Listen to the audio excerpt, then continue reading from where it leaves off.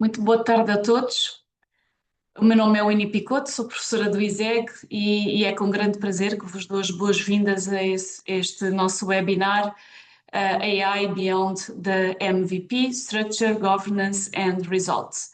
No ISEG temos vindo a ampliar a nossa oferta de cursos ligados à área da inteligência artificial para dar resposta ao mercado e temos neste momento um curso de curta duração, de 4 dias, e outro de longa duração, uma pós-graduação, ambos virados para executivos e que tratam estes temas relacionados com a inteligência artificial. Hoje vamos falar daquilo que é, sem dúvida, uma questão mais prática no momento, no que diz respeito à utilização da inteligência artificial no contexto empresarial, que é como é que se passa de um protótipo para algo que realmente funciona, cria valor e resiste ao mundo real.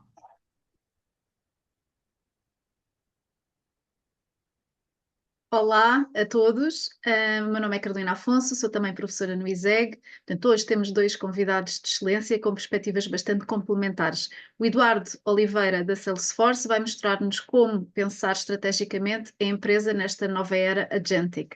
E o João Galego, da Critical Software, vai partilhar o que é preciso para construir soluções de inteligência artificial com sucesso e com impacto real.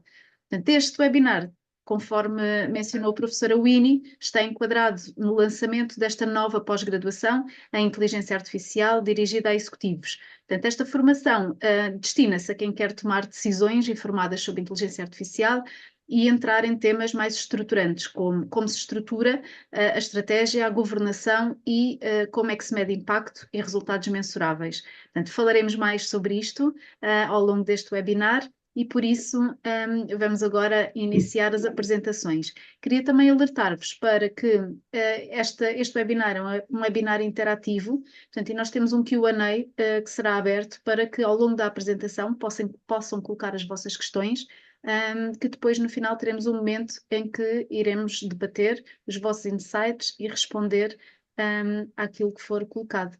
Para já, e para não perdermos mais tempo, vamos então ao que interessa. Eduardo, passo-te a palavra.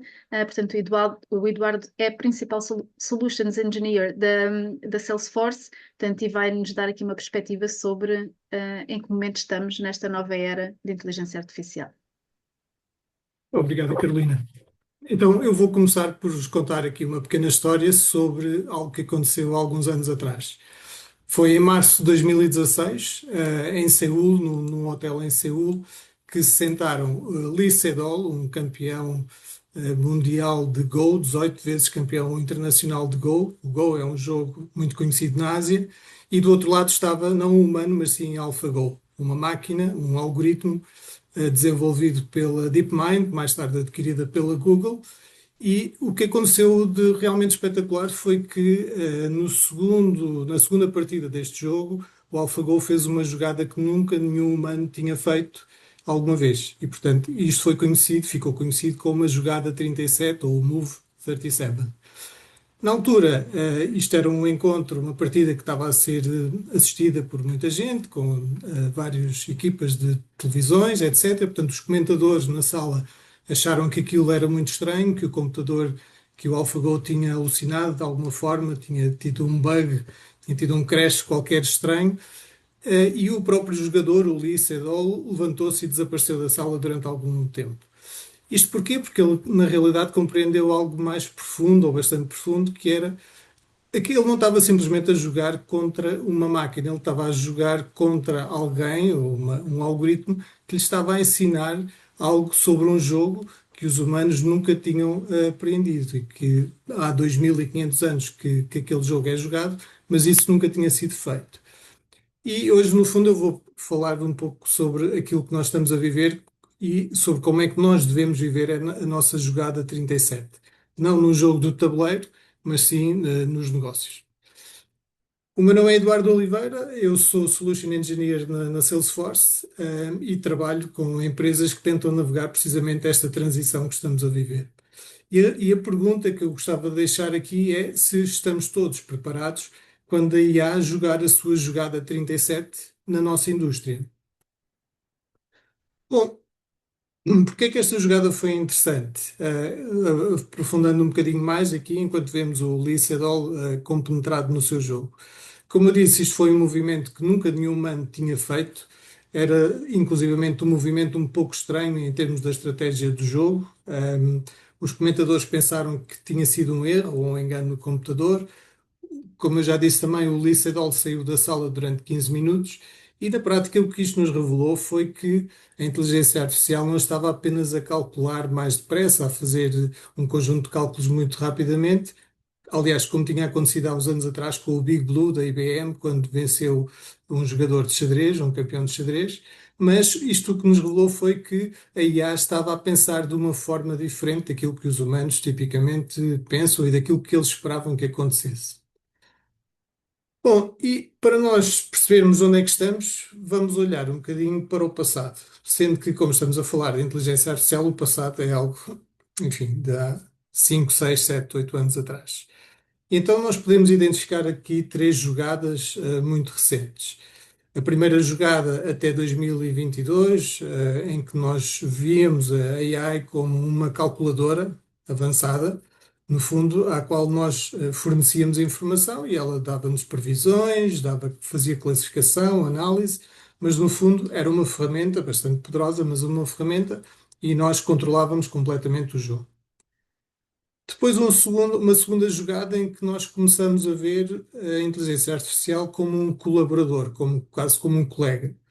Isto aconteceu a partir do momento em que a IA generativa e o ChatGPT foram lançados, em novembro de 2023, e aqui, basicamente, nós damos tarefas à inteligência artificial, ela ajuda-nos a completá-los de alguma forma, é mais inteligente, é mais flexível, mas ainda assim funciona em modo de assistência. Portanto, é algo que nós, de alguma forma, também continuamos a tomar as decisões e esta ferramenta torna-nos mais rápido, mas nós continuamos a ter o controle.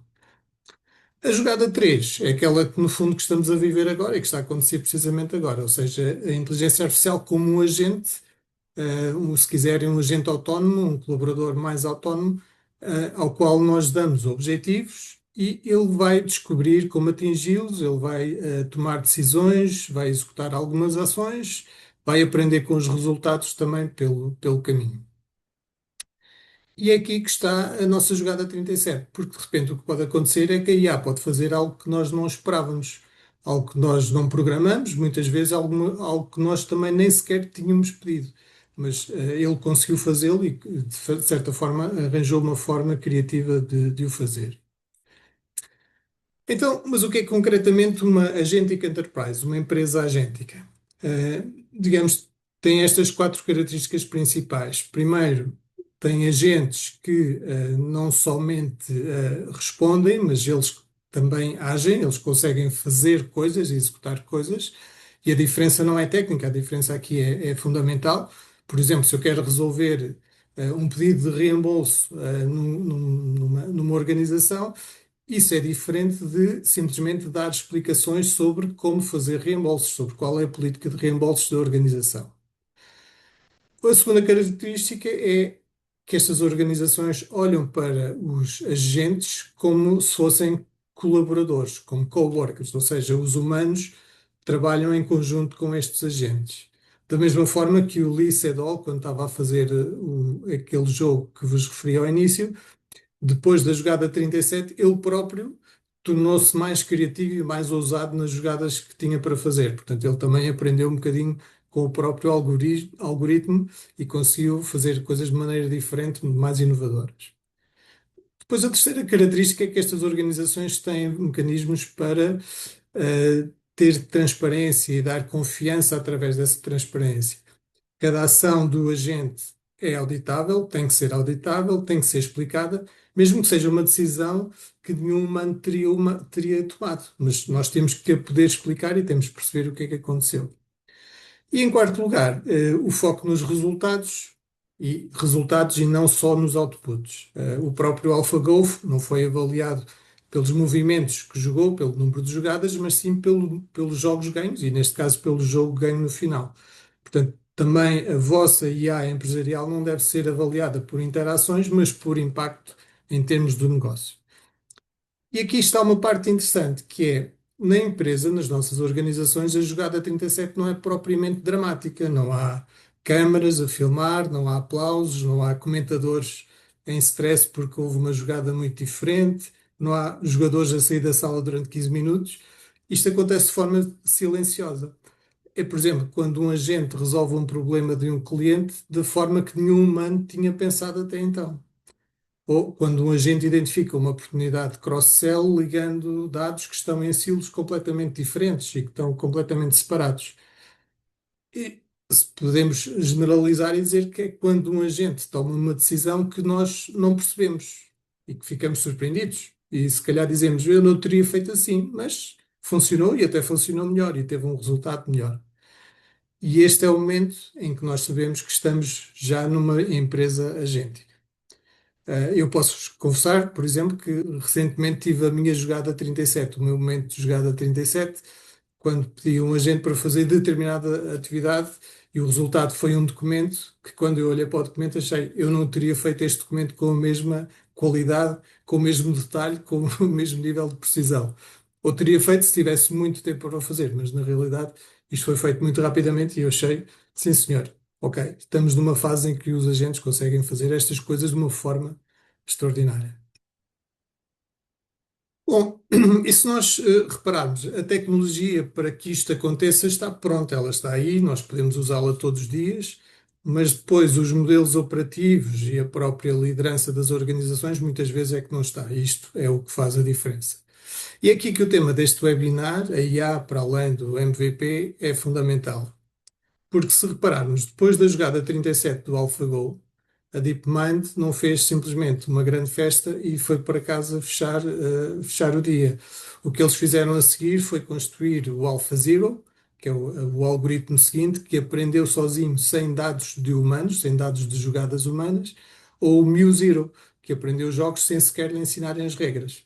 Portanto, a jogada 37 não foi o destino, foi apenas a partida e foi aí que tudo começou. E, na realidade, o mesmo é verdade para o vosso negócio, ou seja, implementar um agente de IA acaba por ser a parte mais simples.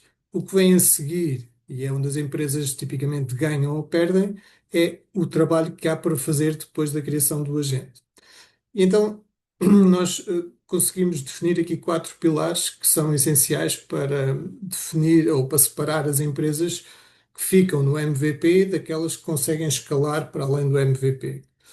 E estes quatro pilares são a estrutura, em que, no fundo, as organizações têm que olhar para os seus processos, mapear os processos, perceber quais processos é que são feitos ou serão feitos unicamente por humanos, ou unicamente por agentes, ou processos que têm os dois em colaboração. Definir essas regras, como quando é que um humano passa a um agente, ou o agente não consegue fazer determinada coisa, passa ao humano, no fundo, definir aqui os handoffs que ocorrem. E, tipicamente, o conselho é sempre começar com processos que envolvam tarefas com muito volume e que sejam repetitivas. Portanto, no fundo, provar, fazer a prova aqui do modelo com este tipo de tarefas e de processos. Depois, do ponto de vista do governance, obviamente, nós temos que definir logo à partida quais são, no fundo, os privilégios, as permissões de um agente, o que é que ele pode fazer, que tipo de dados é que ele acede, a que tipo de dados é que ele não pode aceder, que tipo de informação é que pode dar. E também muito importante é termos este conceito que nós na Salesforce chamamos de observabilidade, que é, no fundo, perceber o que é que aconteceu, ou seja, ter a noção, a tal traçabilidade e ver porque é que ele tomou determinada decisão, que conversas é que teve, que situações é que ele, pelas quais ele passou.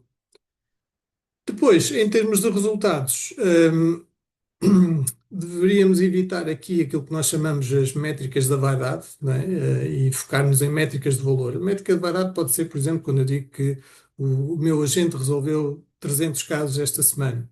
Mas se calhar é mais interessante eu perceber qual foi o impacto da resolução desses 300 casos no CSAT daqueles clientes. Portanto, isso é uma métrica de valor que é relevante para a organização.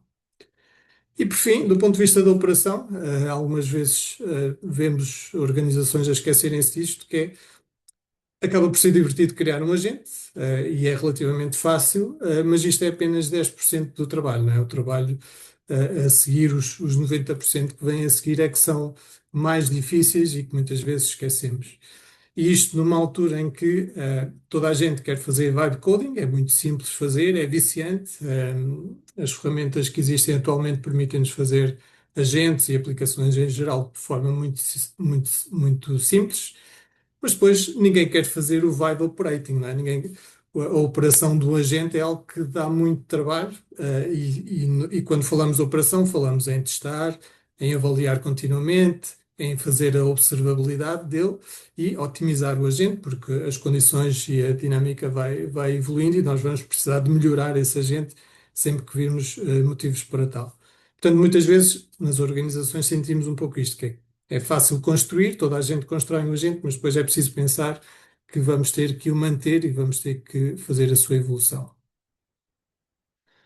Bom, partilho convosco que aquilo que é uma arquitetura de Agentic Enterprise, neste caso, obviamente, uma que é aquela preconizada pela Salesforce, mas eu não vou falar aqui de produtos, mas independentemente disso, o que é relevante reterem é que nós vemos esta arquitetura essencialmente em quatro camadas, em quatro níveis. E começando de baixo para cima, o primeiro nível são os sistemas de contexto. Portanto, com isto nós queremos dizer que os agentes precisam de ter um local onde vão, no fundo, onde vai ser agregada toda a informação sobre os clientes, sobre o próprio procedimento do agente, sobre políticas da empresa. E, portanto, este é o repositório base que tem todos os dados, todo o tipo de informação, estruturada e não estruturada, que é bastante importante, que vai ser necessária para os agentes. Depois temos a camada do System of Work, ou sistema de trabalho, que no fundo representa aquilo que são as aplicações onde nós, humanos, estamos habituados a trabalhar. Enfim, no caso da Salesforce, o Sales, o Service, os vários módulos que temos, tudo o que nós vemos aqui pode ser, obviamente, utilizado por outras plataformas e por outras tecnologias, não tem que ser Salesforce.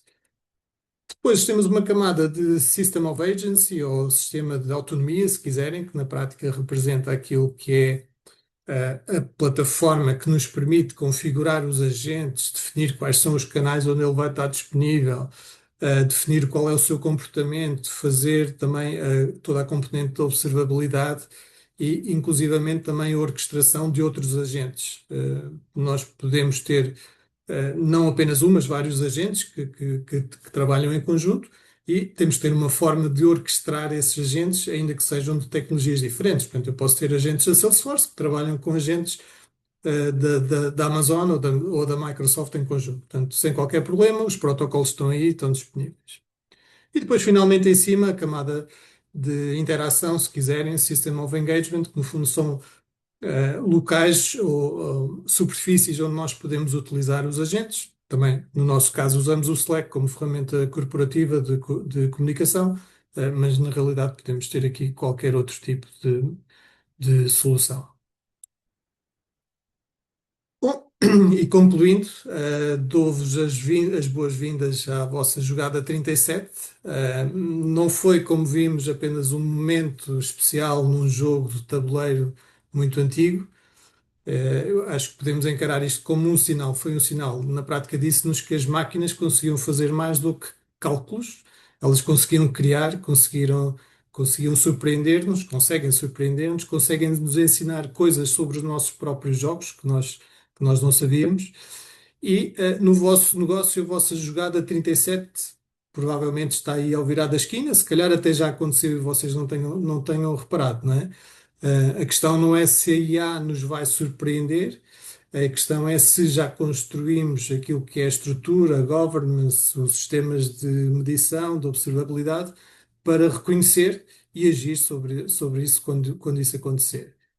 Portanto, isto não é apenas sobre implementar tecnologia, é sobre estar preparado para um momento em que a IA fizer algo que nós não esperávamos e ser, obviamente, inteligente o suficiente para aprender com isso. Portanto, bem-vindos à Jogada 37 e bem-vindos à empresa Agêntica. Obrigado. Muito obrigada, Eduardo. Seguimos para a apresentação do João Galego, da Critical Software. João.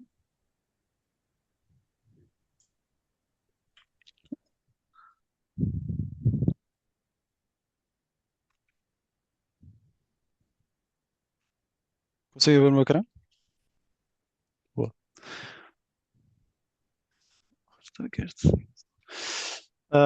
Antes de mais, muito boa tarde, já passou do meio-dia. Muito boa tarde, obrigado aos organizadores pelo convite para este webinar.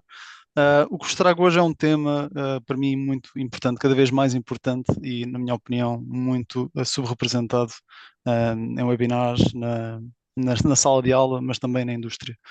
E este é o meu call to action, começo já com o meu call to action, que é criar AI que realmente interessa, que importa, com um propósito. E eu queria começar por explicar exatamente o que é que isso significa, com uma pequena história sobre o tipo de discurso que eu tinha quando trabalhava na Amazon. Neste momento sou Head of AI de Critical Software e por sou convidado no ISEG, mas até ao final de 2024 trabalhei na Amazon e nós começámos muito com este tipo de discurso de a revolução da AI está em modo acelerado. Como o nosso universo, em expansão acelerada. E geralmente começava por apresentar uma série de valores. Por exemplo, temos este valor de investimento a aumentar em AI, especialmente em infraestrutura. E no final do ano passado atingimos valores recorde de 90 bilhões. Segundo a IDC, daqui a 3 anos vamos chegar a trilhões em spend em infraestrutura. Obviamente, os números de adoção são cada vez maiores. Eu tive de atualizar este slide, porque mais uma vez o crescimento é exponencial em termos de adoção. Temos ali valores de 80%. E, obviamente, grande parte disso é a Generative AI. Né? E já agora um disclaimer para o resto da sessão: muito do que eu vou dizer não se aplica apenas a Generative AI, mas a AI como um todo. Okay? Isso inclui Machine Learning tradicional, Data Engineering e obviamente, a Generative AI. Mas a verdade é a realidade conta uma história um bocadinho diferente, ok?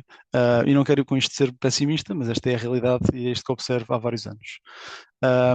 Muitas empresas, e os dados que aparecem aqui são simplesmente representativos, muitas empresas querem entrar no jogo da AI, querem chegar à Move 37, mas não têm um roadmap, não têm waypoints definidos para lá chegar, não há um caminho claro para atingir esses objetivos. Muitas vezes o investimento é muito superior ao retorno. Okay? Até é um debate entre se devemos apostar em AGI ou em ROI, especialmente no short term. E finalmente, este é um tópico que vou falar muito durante este webinar, a questão de diferença entre uma demo e um produto final. Okay? E esta estatística, na minha opinião, é assustadora. 85% dos projetos não entrega resultados significativos e 50% não chega à produção. Posso dizer que estes são os dados da InfoWorld, já não me lembro exatamente qual era o survey, mas na minha experiência acho que os dados até estão subestimados, okay? Especialmente GenAI tem funcionado muito como um amplificador. O que nós ouvimos na comunicação social, nas redes sociais, são apenas os sucessos, mas a realidade nem sempre é assim. E a verdade é que nós temos mixed results, okay? E de certeza que viram esses estudos do ano passado. Tivemos um estudo da MIT que dizia basicamente que 95% das empresas que apostam em Generative AI não estão a ter os resultados esperados. Okay? Há uma minoria de 5% que de facto consegue atingir esses resultados, mas na maior parte dos casos as empresas estão estagnadas em termos de adoção. E 1 mês ou 2 meses depois apareceu um estudo da Wharton que dizia exatamente o contrário, ok?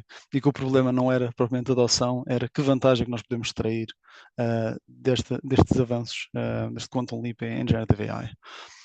Mas a verdade é que a production gap é real, ok? E o que nós vemos é o progresso da AI a crescer exponencialmente, o número de produtos e serviços, pelo menos com AI, na página principal está a aumentar, mas a verdade é que temos de produtos de sucesso, o desenvolvimento não tem sido da mesma medida.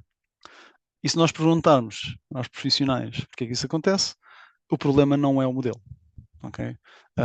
Há muito esse discurso de o modelo será cada vez melhor, bastará trocar o modelo e conseguimos obter melhores resultados, mas a verdade é que nós vemos é que não é esse o grande problema quando queremos colocar as coisas em produção. Vemos, por exemplo, uma falta de acesso a dados relevantes, de talento, de segurança, obviamente monitoring observability, perceber o que é que está a acontecer e quando, ferramentas adequadas. O problema não é o modelo, ok? E eu diria que há 2 razões para isso. Uma delas é nós temos esse discurso durante muitos anos que existia uma chamada dívida técnica escondida associada a projetos de machine learning. A questão é que a dívida técnica já não está assim tão escondida. Okay? Cada vez é mais claro que há muito trabalho ainda para fazer para trazer estes sistemas e o outro problema, que para mim ainda é mais grave e não é tão falado, é que a AI é apenas uma peça de um puzzle muito, muito maior, ok? E o que vocês veem aqui em baixo é mais ou menos o modelo mental que eu tenho quando penso nestas aplicações, especialmente em sistemas críticos. E já agora, para trazer-vos um exemplo real, não sei se viram as notícias da nossa colaboração com a Saab. A Saab tem várias aeronaves, o Gripen sendo o modelo mais recente, e eles têm este esquema que eles chamam Split Avionics, onde partimos o hardware entre funções críticas e funções não críticas, onde se inclui a AI. Esta separação está muito ligada também àquilo que nós vemos em termos de engenharia no mundo real. Agora, na minha experiência, há 3 grandes razões para repensar machine learning que já está em produção. Não estamos a falar daqueles 50% que não chegam à produção. Quando as coisas chegam à produção, porque é que elas não ficam em produção? E na minha experiência, há 3 grandes razões para isso. A primeira é o custo. Okay? Quando nós estamos a fazer um protótipo, criar uma demo, muitas vezes não temos a consciência ou pelo menos o conhecimento para conseguir estimar os custos de forma adequada. Okay? E a tokenomics pode se tornar bastante complexa a partir do momento em que começamos a atingir uma massa crítica de utilizadores. Portanto, o custo é sempre um grande problema, mas não é o maior problema. O segundo maior problema é a segurança. Okay? E todos já tivemos essa experiência. A verdade é que a AI vem aumentar a superfície de ataque, criando novos vetores de ataque dos nossos sistemas, aumentando também a nossa exposição. E é um problema que pode ser mitigado, especialmente nós fizemos o que nós chamamos de shift left de segurança, não pensar em segurança depois das coisas já estarem em produção, que é muitas vezes o que acontece, mas começar a pensar de segurança a partir de dia 1. Mas o grande problema, na minha opinião, é o que eu chamo de reliability. Okay? Criar sistemas de confiança que realizam a função esperada em todas as circunstâncias. E para mim este é um fator crítico para sistemas críticos, né? Passa a redundância. E o que eu gostaria de trazer aqui também, para agilizar um bocadinho a discussão, era, eu vou usar a Agentic AI um pouco como punching bag, não significa que não veja, obviamente, o impacto que está a ter, e nós, obviamente, usamos agentes em todas as fases de desenvolvimento de software, né? Não apenas para escrever código, mas a verdade é que nós vemos coisas interessantes quando começamos a perguntar às pessoas que conseguiram trazer agentes para a produção, quais são os maiores desafios, e o que é que eles de facto estão a fazer. Okay? E este artigo é muito, muito interessante, aconselho vivamente quem está na audiência a ler.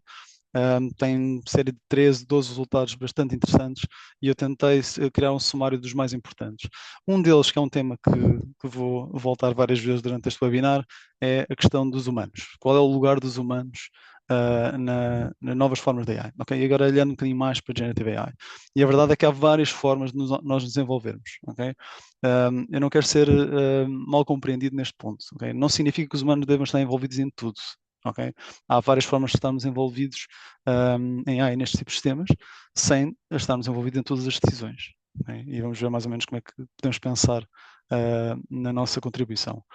A verdade é que muitas vezes nós pensamos em agentes como criamos o agente, associamos um modelo, soltamos o agente e o agente vai realizar funções no mundo real, mas a verdade é que os sistemas em produção são muito mais estruturados. Okay? E no próprio artigo diz que a maior parte dos workflows agentic não têm mais do que 10 passos. Okay? Portanto, quando nós pensamos muitas vezes um agente que vai operar no mundo real sem regra nem lei, a verdade é que em produção não é isso que acontece. Okay? Terceiro ponto, a avaliação não tem standard. A verdade é que evals funciona muito bem quando nós criamos o nosso agente. No mundo real a coisa muda de figura. Okay? Número 4, obviamente a simplicidade é sempre um bom driver para tudo o que nós queremos nesta área. Nem sempre a autonomia é o caminho certo e obviamente, aquilo que eu tenho vindo a dizer, reliability continua a ser o maior bottleneck de todos. Porquê que isto interessa enquanto líder da minha organização na área de AI? Porque a verdade é que nós operamos em sistemas críticos. Okay? E para quem não sabe o que são sistemas críticos, estamos a falar de sistemas que não podem falhar. Okay? E eu costumo brincar que eu vim para a Critical para trabalhar em sistemas que não podem falhar e na Amazon nós dizíamos que tudo falha a determinada altura. Portanto, estou um bocadinho at odds com a filosofia que fui aprendendo ao longo do meu trabalho, mas a verdade é que os sistemas não podem falhar. E quando falham, o que é que acontece? Perdem-se vidas, os negócios acabam por afundar. E podemos, pronto, no caso de Mission Critical, podemos mesmo perder a missão, no caso de missões espaciais ou outro tipo de missões. Isto interessa-me porquê? Porque a AI não está a entrar em sistemas críticos, já lá está. Okay? Já está no bloco operatório, no recobro, está, neste momento já está a pilotar drones, e nós obviamente conhecemos as notícias do teatro de guerra, está a pilotar drones e está também a planear missões em teatro de guerra. Okay? Está a dirigir tráfego aéreo, já está no espaço, ok? E eu trago-vos até aqui uma imagem de um CubeSat, um satélite um bocadinho mais pequenino, que nós podemos neste momento lançar ao espaço. Qualquer pessoa pode pagar para lançar um destes satélites ao espaço e fazer coisas interessantíssimas com modelos muito mais simples do que LLMs ou Small Language Models, como por exemplo detectar embarcações em alto mar, operações de resgate e salvamento. Eu trazia isto aqui em honra do meu ex-colega Márcio, o FarSat, que é um projeto da Google, também com satélites para detecção de fogos florestais. Temos, por exemplo, e agora por acaso não tinha um exemplo, temos AI também em reatores nucleares, a analisar filmagens de segurança, por exemplo, a ajudar no desenho dos reatores. Não quero com isto dizer que não é que é fácil trazer AI para sistemas críticos, ok? Não é de todo fácil. E há 3 razões, na minha opinião, para isso. Uma delas é, obviamente, a incerteza associada. Nós sabemos que a AI vai falhar a determinado ponto. É normal, porque estas decisões têm um caráter probabilístico. Portanto, a questão dos erros é inevitável, mas, mais uma vez, em sistemas críticos não há grande margem para erros. A forma como estes modelos, os modelos, os dados, os nossos pipelines falham é muito complexa. Okay? Isso torna a coisa muito mais complicada de modelar sistemas críticos. E, finalmente, acho que o mais importante em sistemas críticos é como é que nós podemos confiar neste tipo de sistemas quando a confiança requer tempo. Okay? E quando nós estamos a trabalhar com um modelo que deixa de ter o state of the art na semana seguinte, a coisa torna-se muito, muito mais complicada. Eu trazia aqui 3 exemplos diferentes, todas de automotive. Um mais clássico, provavelmente muitos de vocês saberão. Há vários modelos que são suscetíveis a este tipo de ataques, de colocar um sticker em sinais de trânsito e de repente o sinal de trânsito deixa de ter o significado original. Por exemplo, o sistema de travagem de segurança da Nissan, há uns tempos, tiveram de fazer o rollback porque o sistema travava mais do que deveria, portanto, a questão dos false positives. A ideia seria travar quando estivesse a uma distância menor que a distância de segurança e, no entanto, isto não estava a ser detectado como deve ser. São falhas mais clássicas, portanto, nem sequer estamos no domínio da GenAI.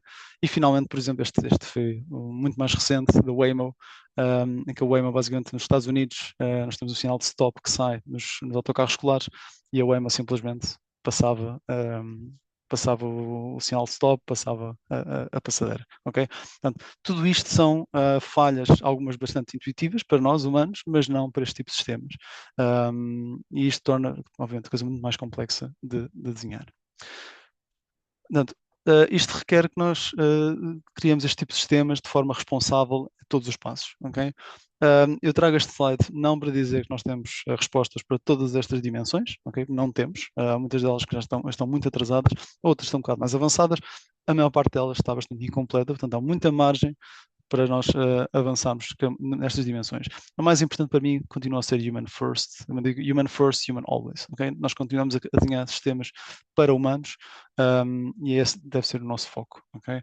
Obviamente a questão da sustentabilidade, usar, em vez de usar large language models, se calhar usar um small language model, outro tipo de modelo, desenvolvimento de forma ética, diversa, robusta, ter algum tipo de accountability, transparência, temos visibilidade do tipo de decisões que estão a ser tomadas no nosso sistema e porquê, tudo isto é importante, ok? Nada destes eixos é negociável.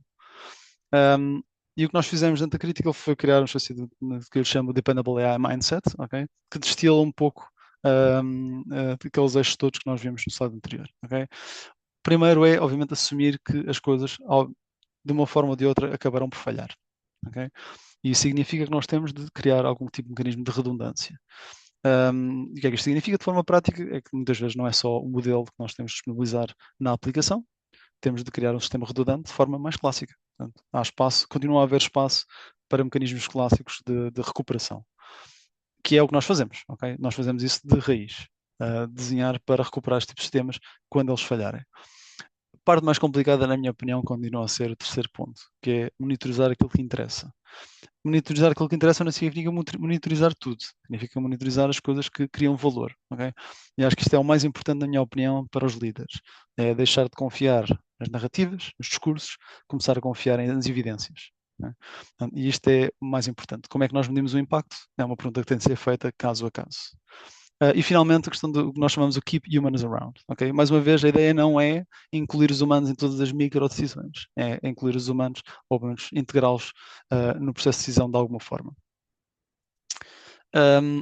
Parte do Dependable AI Mindset envolve fazer uma coisa que é muito, muito complicada, que é dizer não a AI quando não se justifica.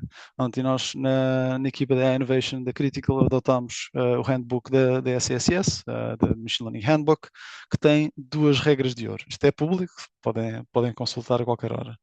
A primeira é não criar AI se não tivermos dados, okay? ou só porque temos dados.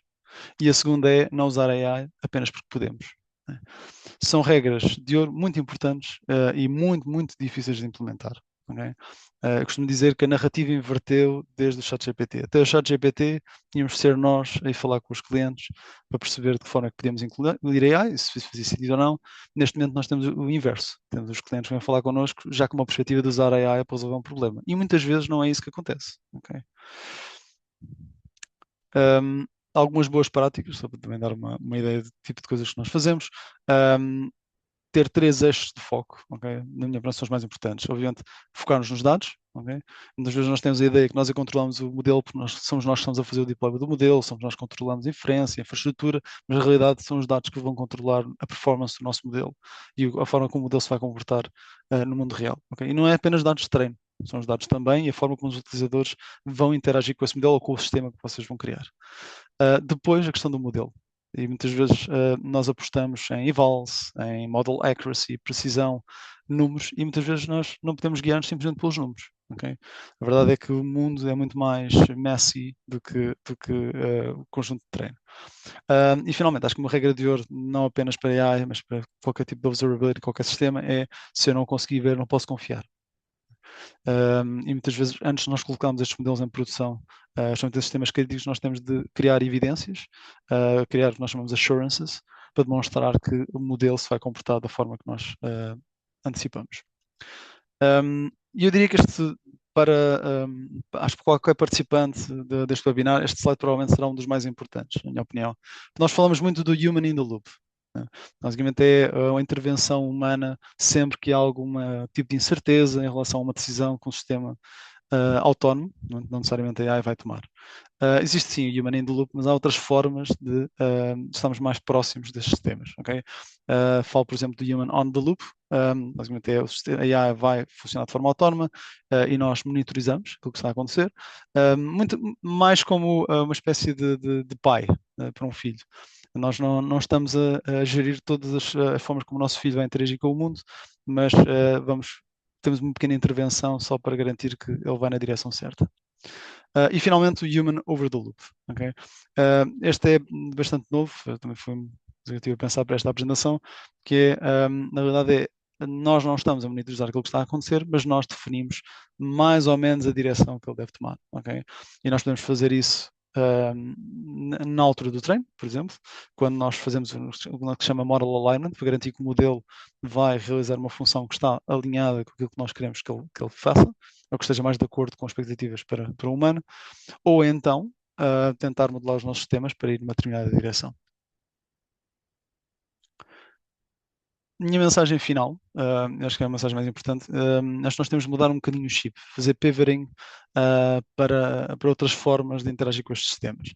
A primeira, obviamente nós vamos falar muito de customers, de stakeholders, mas acho que cada vez mais nós temos de pensar em humanos, okay? E perceber os incentivos que os humanos têm para usar essa tecnologia e de que forma é que os humanos podem confiar nessa tecnologia. E acho que para a AI isso é cada vez mais importante.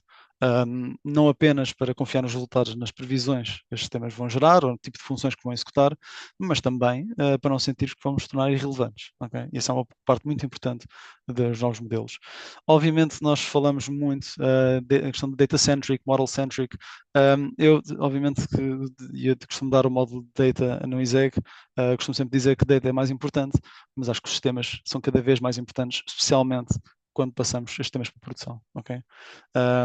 E não é uma questão de dizer simplesmente que o sistema é modular, que nós temos um contrato para interagir com outros sistemas dentro da nossa aplicação. Acho que é mais uma questão de composicionalidade, de perceber exatamente o que é que o sistema vai fazer em todas as circunstâncias, o que é muito mais complicado, é uma garantia muito mais complicada de dar aos nossos clientes. Finalmente, a questão dos benchmarks e dos evals, acho que cada vez mais temos de nos focar em impacto no mundo real. E, finalmente, uma mensagem que pode criar alguma divisão, que mais do que é fazer investigação e desenvolvimento, é fazer engenharia a sério. Okay? Não é simplesmente ir atrás dos algoritmos ou modelos mais recentes, é criar sistemas que se chamam dependable systems, que as pessoas podem confiar. Okay? E dizer que este slide não é averso a fazer investigação e desenvolvimento. Eu acho que é muito, muito importante. É trazer, mais uma vez, o core da engenharia a tudo que nós fazemos em AI e Machine Learning, que tem sido muito descurado nos últimos anos. E, na minha opinião, vou deixar esta nota final em relação à engenharia. Para mim, a engenharia é criar coisas úteis que resolvem problemas reais para pessoas reais. Né? Mais do que colocar um modelo à disposição para fazer uma função que a pessoa não precisa.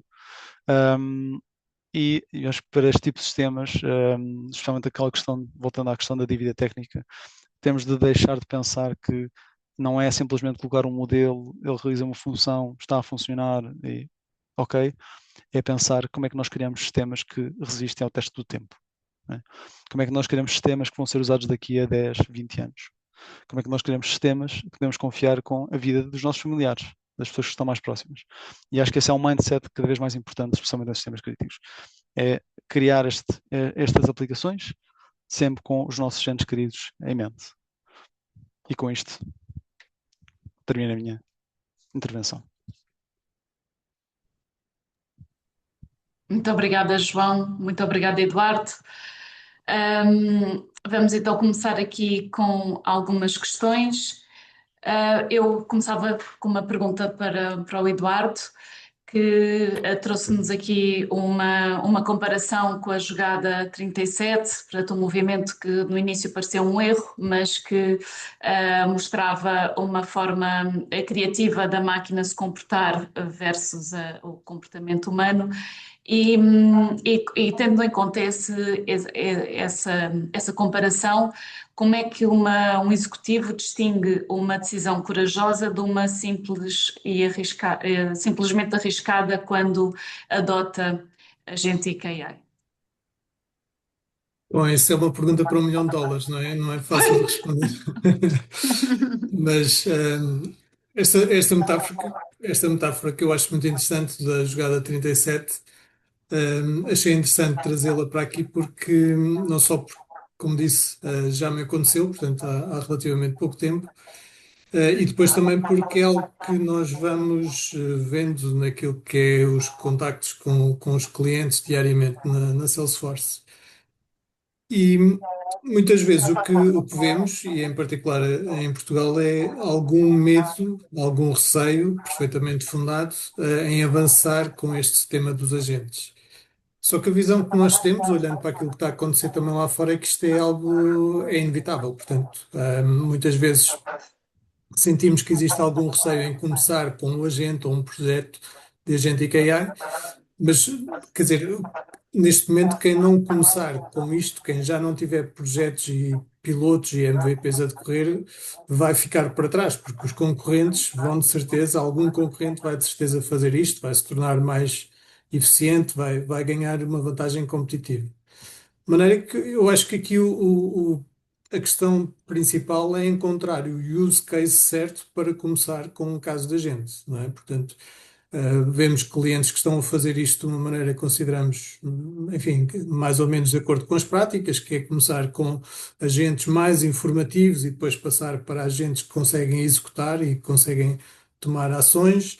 Começar, por exemplo, com agentes dentro de casa para os próprios colaboradores e só depois desse modelo estar testado, abrir para clientes, abrir para parceiros. E também importante, eu diria que é os executivos terem a noção de que há certas linhas vermelhas que têm que ser observadas. Por exemplo, temos que ter agentes que têm guardrails, que não fazem coisas que nós não queremos que eles façam. temos que ter maneiras de confiar também nos modelos que estamos a usar. O João falava há bocadinho no fundo, de andarmos sempre atrás do modelo mais recente, aquele que é o mais performant, que é esta semana e já é diferente da semana anterior. Isso, na realidade, enfim, são margens relativamente pequenas. O importante é termos a base bem estabelecida. Dando o exemplo, na Salesforce nós até demorámos um pouco a lançar a plataforma de agentificação, porque antes disso tivemos uma preocupação muito grande que foi como é que vamos tornar isto seguro?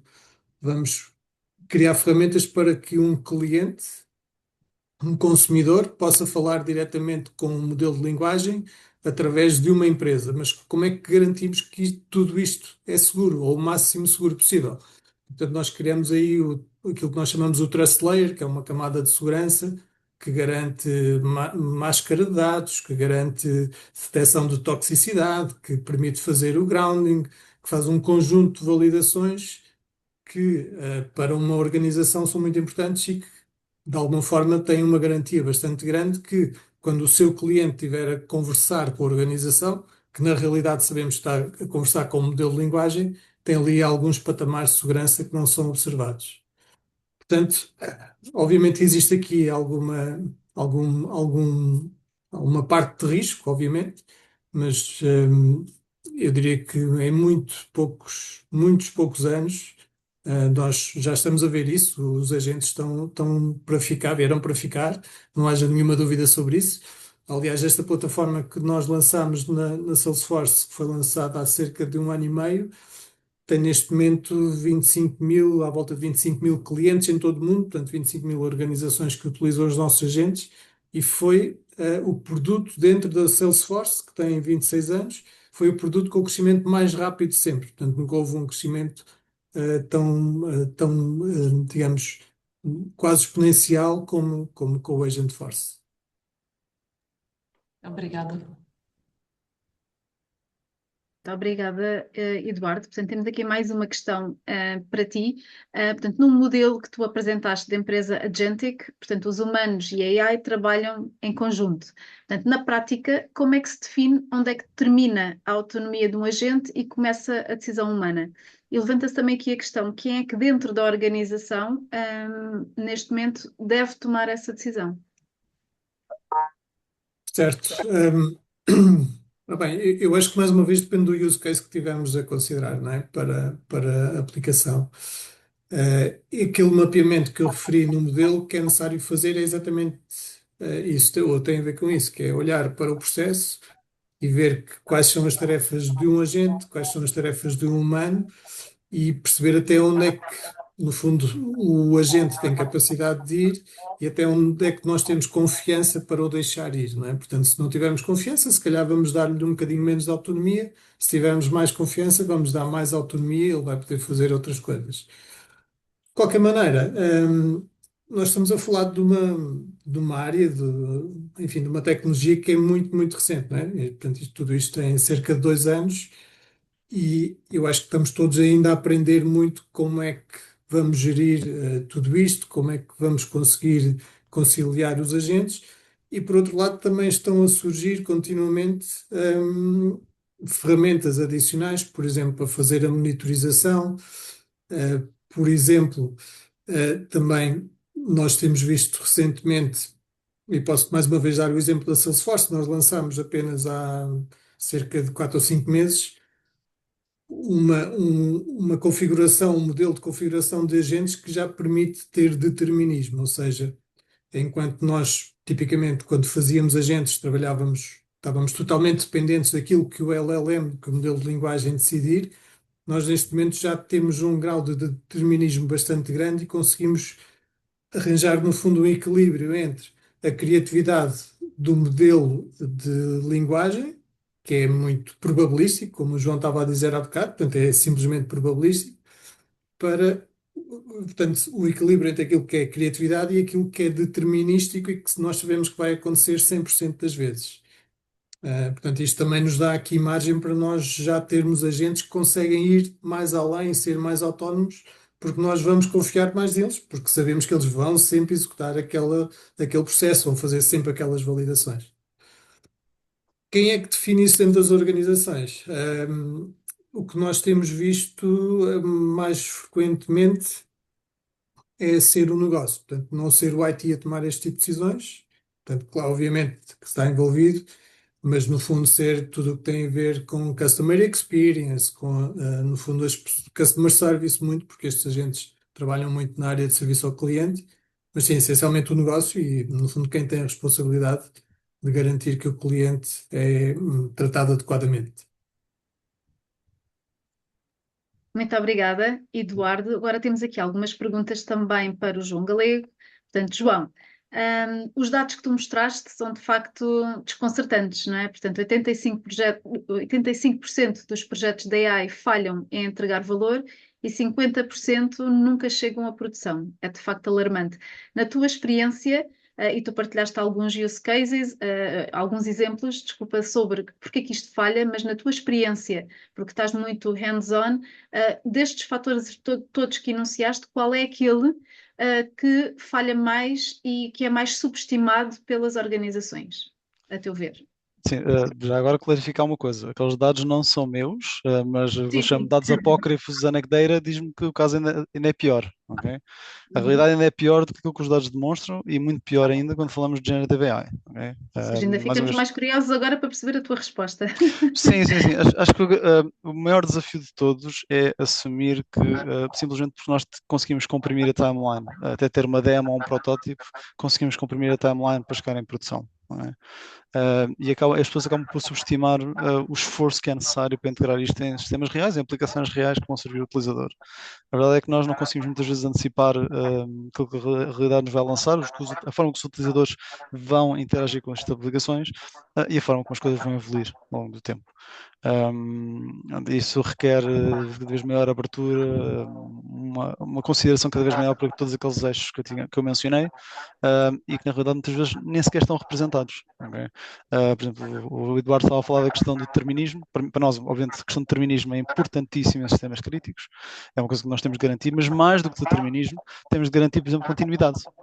Aquela questão através dos stickers, nós não podemos ter um sistema, um modelo que é determinístico sim para inputs e outputs, mas se eu fizer uma pequena alteração, adicionar uma vírgula ou adicionar uma sílaba ligeiramente diferente ou escrever um typo, o resultado é completamente diferente. Isso não pode acontecer. E a forma como estes modelos funcionam é muito propensa a isso. E para mim esse é o maior desafio, é subestimar aquilo que o modelo é capaz e o esforço que é necessário de criar um sistema em torno desse modelo e de o integrar na vida real. Muito bem. Obrigada, João. Temos aqui uma pergunta de uma pessoa que nos está a assistir, se calhar colocava-lhe esta questão. O João focou-se no uso da inteligência artificial em produção, mas como a inteligência artificial evolui, principalmente através da experimentação, como é que fazem este balanço, esta gestão na Critical? É um modelo de total liberdade ou existe aqui algumas regras que aplicam à experimentação? Sim, eu não sei quem é o Flávio, mas ele fez uma excelente pergunta e acho que a forma como a colocou é excelente também, a questão da experimentação. Eu tentei escrever uma resposta, mas a resposta ia ser muito extensa e é melhor simplesmente falar do que estar aqui a escrever. Eu diria que a resposta curta e grossa é que nós aplicamos uma espécie de espírito científico, método científico a tudo o que nós fazemos. Seja para uso interno, como nós chamamos de AI para operações, seja para com o cliente final. Obviamente que para uso interno nós temos maior controle sobre o ambiente. Okay? E o que nós fizemos foi apostar num programa que nós chamamos de AI Acceleration, que tem 3 componentes diferentes. Nós chamamos Shadow Teams, temos playbooks e temos uns fundos para as pessoas explorarem de forma indiscriminada. Há muita liberdade, ok? Mas tem de sempre haver um propósito nas experiências que nós fazemos. E, por exemplo, o foco em Shadow Teams, já agora para justificar, é muito porque nós apostamos muito em AI para atacar o que nós chamamos o Software Development Lifecycle, SDLC. Portanto, tudo o que é desde o levantamento de requisitos, criação de código, testes, documentação, todas essas fases. O que nós fazemos muitas vezes é ou criamos uma shadow team à parte que vai fazer uma implementação em modo AI first, portanto, há uma equipa que faz no modo tradicional, uma equipa que faz modo AI first, depois comparamos. Não levantamos qualquer tipo de questões, se, por exemplo, se estivermos a fazer a mesma pergunta, mas em domínios diferentes, porque nós sabemos que se calhar o modelo vai ser excepcional a fazer, por exemplo, a gerar testes para o mercado automotivo, mas não para energia ou defesa. Portanto, nós não levantamos essas questões. E qualquer pessoa dentro da organização pode propor isso, né? Em relação ao modelo, nós temos algumas regras, mas não impomos nada, ok? Nem há nós chamamos de corporate mandate para usar AI. Eu acredito que se um produto é genuinamente bom, nós não precisamos de promover muito para as pessoas começarem a utilizar. Nós vimos isso, por exemplo, com o GitHub Copilot. Nós também já vimos pela forma crítica como nós adotámos o GitHub Copilot, já percebemos mais ou menos quais são as limitações e começamos a prestar outras soluções e de forma orgânica vamos explorando cada uma destas vertentes. Isto para os internos. Para os externos é um bocadinho diferente. Geralmente é muito orientado a projeto, algumas práticas comuns que nós implementamos, por exemplo, a redundância de modelos, ter mais do que uma versão de modelo, isso permite-nos trocar os modelos. Podemos também fazer, quando só há um modelo em produção, fazer A/B testing e comparar a diferente performance dos modelos. Temos, por exemplo, podemos fazer criar componentes clássicas, mais uma vez, que se chama em condução autónica o doer checker. Temos o doer, que utiliza AI para realizar uma função, e temos o checker, que é uma função mais clássica. Mas cada vez mais, por exemplo, nós apostamos em produção que estes modelos têm, está de acordo com o output que nós queremos, não é? Pronto, não sei se respondi à pergunta totalmente, mas será mais ou menos por aí. Pronto, os mecanismos são diferentes. São mecanismos mais corporate, mais organização. Sim, sim, sim. Nós estamos quase a terminar, estamos muito em cima do tempo e nós temos ainda aqui duas questões. Portanto, temos aqui um desafio então, se calhar este é o nosso move, nosso move 37. Então, eu vou ler estas duas perguntas e aqui o desafio para vocês é surpreenderem, ok? A audiência com uma resposta curta, mas relevante, ok? Portanto, então, estas duas questões que nos foram colocadas pela audiência são dentro do mundo corporate, que equipas, stakeholders, temos de abordar para iniciar um projeto Agentic AI, por exemplo, em automação de processos de RH, onde são necessárias várias integrações entre vários sistemas. Portanto, aqui basicamente é identificar quem é que são os interlocutores para que este projeto, neste caso em RH, possa iniciar. Depois, temos uma outra questão que tem a ver com em empresas com grande histórico, onde têm áreas de IT, áreas de negócio, áreas de inovação, áreas de compliance, nestes cenários, quem e como se devem envolver as pessoas. Portanto, as duas questões têm a ver com pessoas, com interlocutores e também o papel do IT. O que é que fica para o IT e qual a nova configuração, se estivermos a falar de uma equipa multidisciplinar. Portanto, aos dois, de forma muito sintética, vamos aqui ao vosso move final para provarem que o humano ainda é mais importante que a máquina. Ainda é necessário, não é? Sim. Bom, eu já falei um pouquinho sobre isso, mas na realidade a minha visão é que deve ser sempre dirigido pelo negócio, ou seja, no caso dos recursos humanos, claramente o departamento respectivo, e o IT tem um papel também importante e tem que ser envolvido, porque os agentes, para serem úteis, não vão trabalhar sobre si próprios, não é? Então, eles têm que ir buscar informação aos sistemas, têm que fazer executar ações sobre os outros sistemas. Portanto, aqui claramente o IT tem que estar sempre envolvido. Mas a minha perspectiva é que não é o IT, no fundo, que dirige e que diz como é que o agente vai funcionar ou como é que se vai comportar, não é? Isso é um requisito de negócio e tem que ser tratado pelo negócio. Muito bem, João.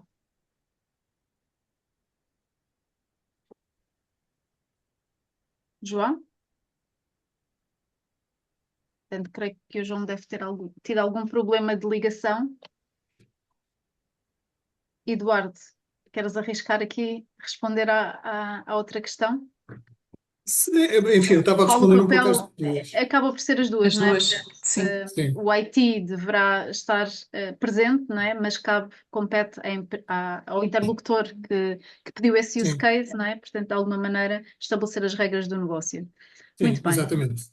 Exatamente. Portanto, o IT, como disse, é importante porque temos que ter sistemas envolvidos, temos que ter segurança, temos que ter plataformas e, portanto, o IT tem que estar definitivamente envolvido, sem dúvida. Portanto, João já João, voltou. entretanto, voltaste. Peço Creio que desculpa, ia começar a responder e entretanto foi-se. sim. Um, Um, sim, é muito interessante porque essa pergunta aparece muitas vezes.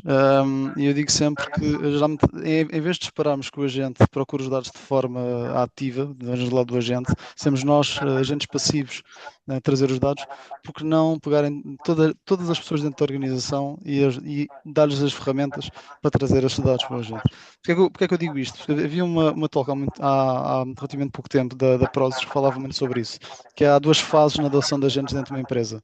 Há uma primeira fase em que se aposta muito na integração com as cidades e geralmente acaba por cair ou numa equipa da AI ou numa equipa da IT de criar servers de MCP ou A2A ou whatever, para fazer a integração com os vários dados dentro das organizações, mas que depois há uma espécie de hockey curve em que passa a ser um problema organizacional e começamos a apostar mais em upskilling, em enablement das pessoas para perceberem okay, o que é necessário para trazer estes dados para o meu agente.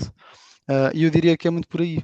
Numa fase inicial, provavelmente será mais a equipa da IT ou AI envolvida em trazer esses dados, mas que numa segunda fase, e com o avançar do estado da arte, cada vez mais o que nós vamos ver é que qualquer pessoa pode disponibilizar estes dados, pode facilitar o acesso do agente a esses dados de uma forma não tão passiva, mas mais ativa. Com todos os eixos que nós vimos de intervenção humana, human in the loop, human out the loop, human over the loop. Nós cada vez mais caminhamos nesse sentido.